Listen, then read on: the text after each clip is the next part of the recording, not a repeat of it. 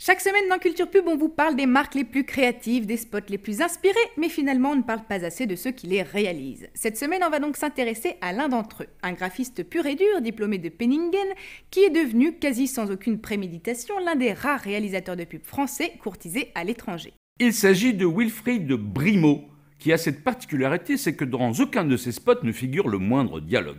Ben oui, c'est un fou de l'image, mais en y regardant de plus près, c'est aussi un fou d'érotisme, aux grandes dames de sa grand-mère, à qui l'on dédie ce portrait réalisé par Rémi Devez.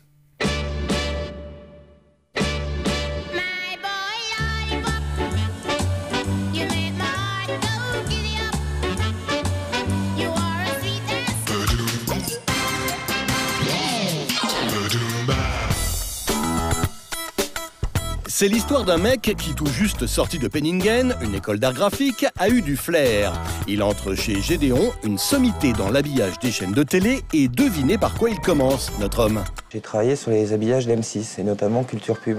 Il fallait les accords des marques pour faire les logos, fallait faire les logos. Badoumba. Bon début. Passé directeur artistique, Wilfried Brimeau truste vite les médailles, notamment pour cet habillage de MTV Asie. En 2002, c'est avec cette série de jingle pub tournée pour France 2 que Wilfried Brimeau saute, ou devrais-je dire glisse, du métier de directeur artistique à celui de réalisateur. Oups, gobé. Recruté par Vanda, gros producteur de films de pub, il réalise l'année suivante sa première vraie campagne pour la Fédération française d'athlétisme. L'idée, c'était vraiment de prendre un objet du quotidien avec lequel le téléspectateur est confronté tous les jours, de le multiplier, de dire, voilà, 9 brouettes, vous imaginez votre petite brouette que vous avez devant votre jardin, mettez-en 9, et puis ça, c'est la distance qu'un athlète peut sauter.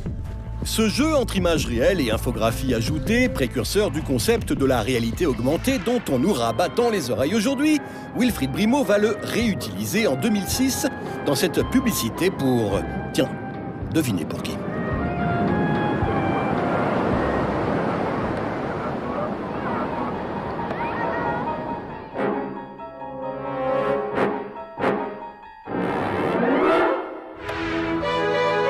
Et c'est grâce à cette patte graphique, ce talent à composer de belles images, que Wilfried va vite se faire un nom, comme dans ce film Tout en escalier des aéroports de Paris. Le monde entier ne cesse de grandir. Le réalisateur se frotte alors aux annonceurs les plus riches, constructeurs automobiles en tête, et là encore, Wilfried Brimeau impose son univers composite, comme dans ce mix d'images réelles et d'animation 3D. La technologie peut être fière d'elle. Nouvelle Citroën C4. Autre qualité de Wilfried, même lorsqu'il commence à devenir bankable, ce type est capable de travailler bénévolement pendant des semaines sur un film d'animation de 3 minutes pour Heads, parce qu'il trouve la cause juste et le script sympa. C'est un métier où tu es passionné, tu aimes ton boulot, et il y a des moments, tu reçois des scripts comme ça, tu lis, tu te dis « Ah, c'est génial, c'est quoi ?»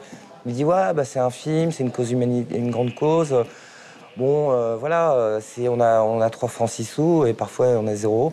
Mais tu trouves tellement bien, c'est même l'idée en elle-même, hein, tu la trouves bien. Donc bon, après, tu vas gratter à la porte de ton producteur, tu dis « Ah, ça serait bien qu'on le fasse, c'est vachement bien. » Tellement bien que Wilfried remettra le couvert pour Heads, toujours pour inciter à sortir couvert avec ce film diffusé sur Pink TV en 2006, ciblant la communauté gay. À ce moment-là, j'avais vraiment envie de faire ce type de film en animation. Il faut vraiment être couillon pour dire non. T'as le temps quand même de gérer, de travailler entre un film plus classique, on va dire, et puis en parallèle de faire des choses comme ça.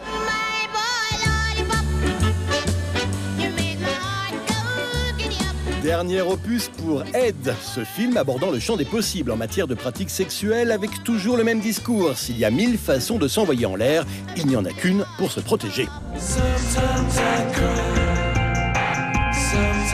Autre caractéristique des films de Wilfried, l'importance accordée à la musique et à des choix peu conventionnels comme ici avec I Want It All de Dépêche Mode. C'est indissociable et c'est 100% du film.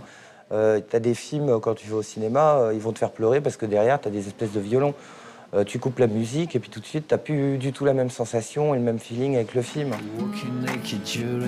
Sachant que la musique est toujours un sujet épineux entre réalisateurs, agences et annonceurs, Wilfried pose la question du choix avant même de commencer à tourner.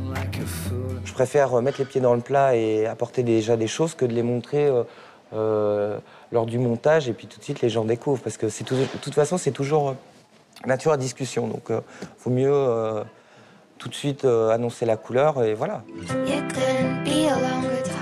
En fait, la musique est à ce point importante dans les pubs de Wilfried Brimeau qu'aujourd'hui encore, il n'a jamais tourné une seule scène de comédie ou de dialogue. Tu fais telle ou telle image, tel ou tel type de film, et bon, t'appelles systématiquement pour la même chose. Et à un moment, t'as envie de... Comme on est un peu des touches à tout, t'as envie de faire des choses comme ça, ou de la comédie. Et les producteurs ont du mal, tu vois, de vendre, à dire à une agence, tiens, bah, Wilfried est capable de faire de la comédie, faire du parler, de la direction un peu plus poussée. Reste qu'à voir ces images plutôt hautes tirées des pubs de Wilfried Brimeau, ici pour Mythique, ou encore là, pour Manix. On se dit qu'il y a un genre cinématographique qui irait comme un gant à notre homme, un genre où les dialogues ont justement peu d'importance. Je me rappelle une fois avoir vu une de mes bandes démos que mon producteur avait faite et je me suis dit, mais merde, on va croire que je suis prêt pour du porno. C'est fini ces films-là, on va passer à des choses plus sérieuses. Faisons de l'automobile. Ouais, bah en fait d'automobile, il y en avait bien une dans sa dernière pub pour Canal+, et le film Carlos d'automobile. Mais elle n'a pas vraiment résisté au crash test que lui a fait subir notre réal.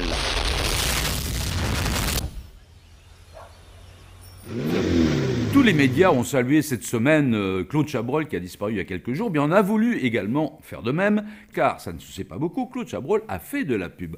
Comme par exemple ce film que vous allez voir, qui date de 1978, un film plutôt bien fait pour l'époque. Cette fois, il ne s'agit pas de critiquer la bourgeoisie, comme il savait le faire, mais surtout la critique des grosses bagnoles qui polluent et qui surconsomment. C'est notre séquence rétro.